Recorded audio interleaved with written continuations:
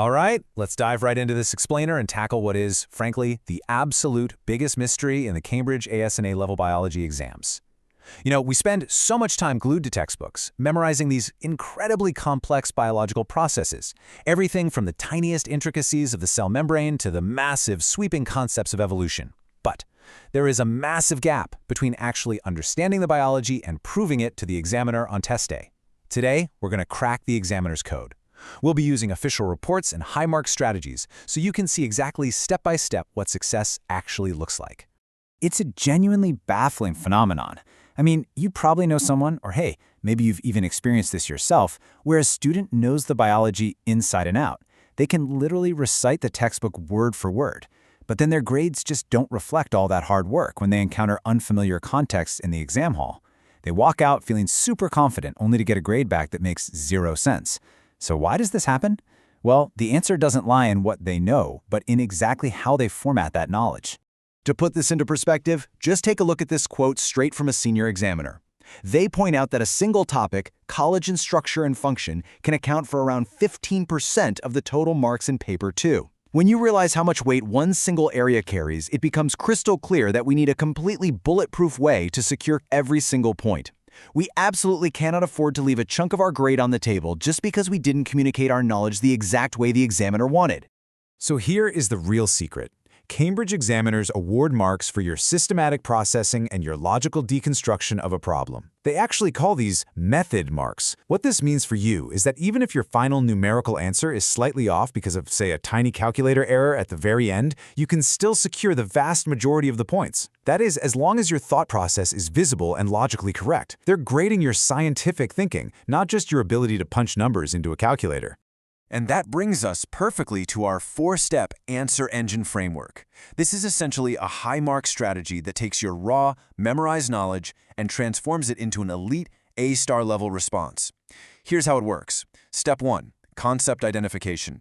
You just state the biological rule. Step 2, evidence and data. This is where you pull exact numbers directly from the exam prompt. Step 3, scientific reasoning. You explain the why by making causal links. And finally, step 4, examiner wording. You drop in the precise syllabus terminology they're hunting for. If you run your answers through this exact engine, you practically force the examiner to hand over the marks. Okay, let's look at a classic flawed student answer that totally misses the mark. Imagine you get a question about how temperature affects cell membranes, and a student writes, "The fluid mosaic changes due to molecules moving." Well, this is a completely wasted opportunity. It gives the examiner generic biology fluff instead of hard, data-driven facts. It's vague, it has zero evidence, and it completely ignores whatever specific data was provided in the question. It's exactly the kind of answer that feels okay to the student writing it, but earns a big, fat 0 from the examiner.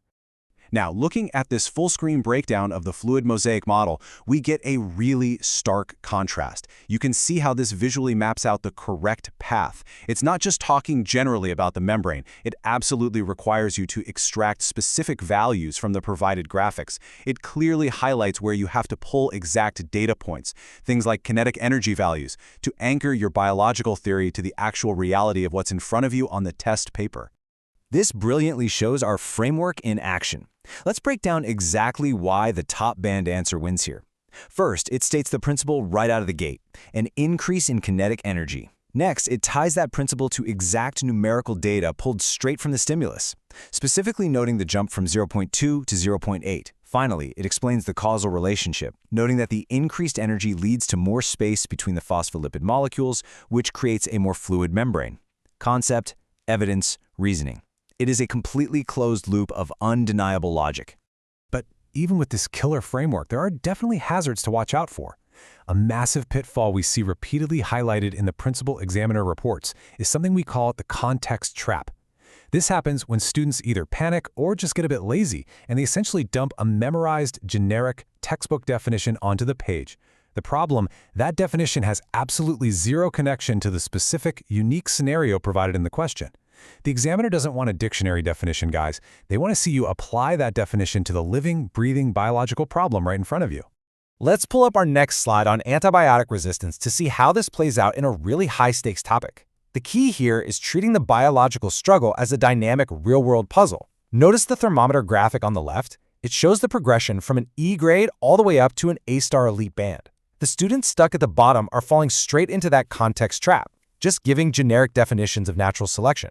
But as we move up the framework, we see the top band students treating this not as some abstract history lesson, but as a highly technical execution of data analysis. To completely escape the context trap here, a top-scoring candidate uses evaluative thinking. They look at the graph and they pull the exact numbers. They explicitly note the antibiotic concentration increased from 2 milligrams per liter to 8 milligrams per liter. They document the exact bacterial growth rate decrease from 5.2 down to 1.1 units. And most importantly, they link those specific numbers directly to the real-world strategy of completing the full antibiotic course to eliminate all resistant strains. They are literally using the math to prove the biology. You can literally see the difference right here on the screen. The flawed answer just casually says, bacteria get used to the antibiotic and survive. It's descriptive, it's colloquial, and honestly, it earns nothing. On the other hand, the top band contextual answer demonstrates real analytical depth. It uses comparative connectives, it brings in the hard data we just talked about, and it uses the correct terminology like selection pressure and vertical gene transfer. It really is the difference between just telling a loose story and presenting a rock-solid scientific argument. Okay, this brings us to some massive examiner red flags, starting with a really big one.